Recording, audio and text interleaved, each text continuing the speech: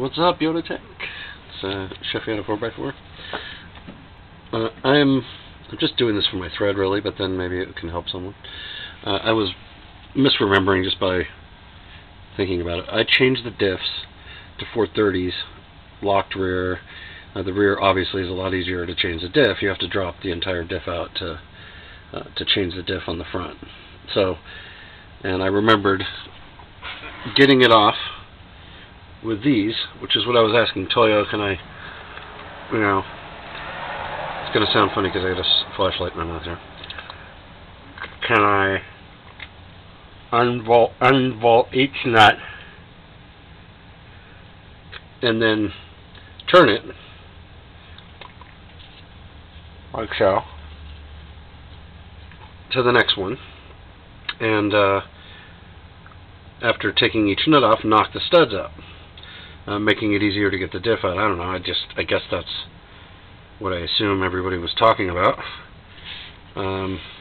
So this side, the boot is fine and hasn't leaked. It's gotten a little bit of grease slung on it from when I over-greased the upper ball joint there, but everything's looking okay. And these are really, in good shape. They're very soft, and so that's why it kind of tripped me out. This one wasn't as soft.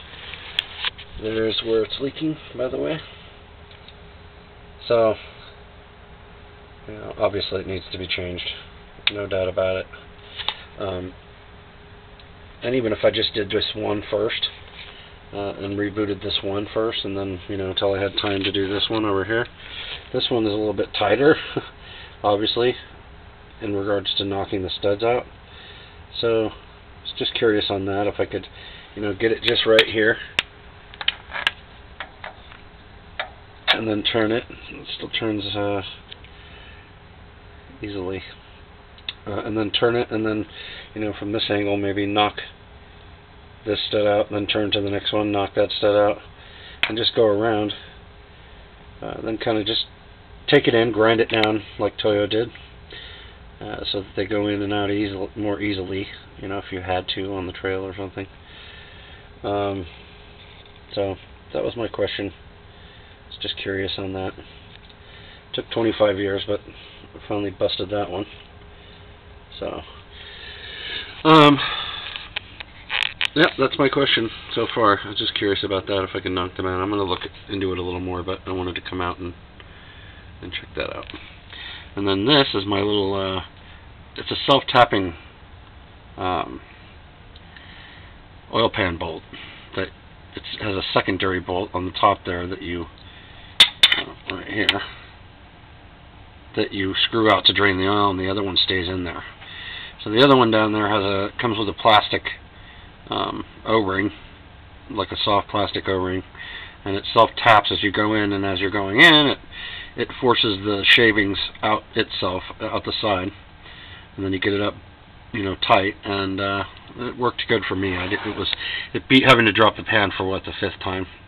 So, so there's that, and there's my diff drop. So it does have a diff drop. And like I said, I had changed these, and I did pop these in order to drop the diff completely out and to put it on the bench and change the gears out. So I just had to look again, and I had to use this tube. That's my original tube for my diff that's in the garage there still, the 410s. So that's it so far. I was just kind of curious on that, and then I wanted to get a look down here.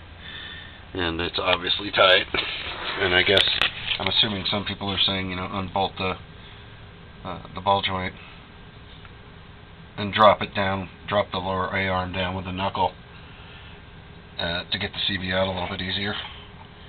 But I don't see how that would help as far as, I can see how it would help if it's getting really close to the top of the ball joint. But as far as this right here, this brace for the calipers and everything, seems to be very tightly up against the ball joint too, so I was just curious about that. I thought maybe changing these out first, if that's possible, and knocking the studs out so that I can drop this side down and then pull it out of the hub. I wondered if that might help. Alright, thanks. That's it for now.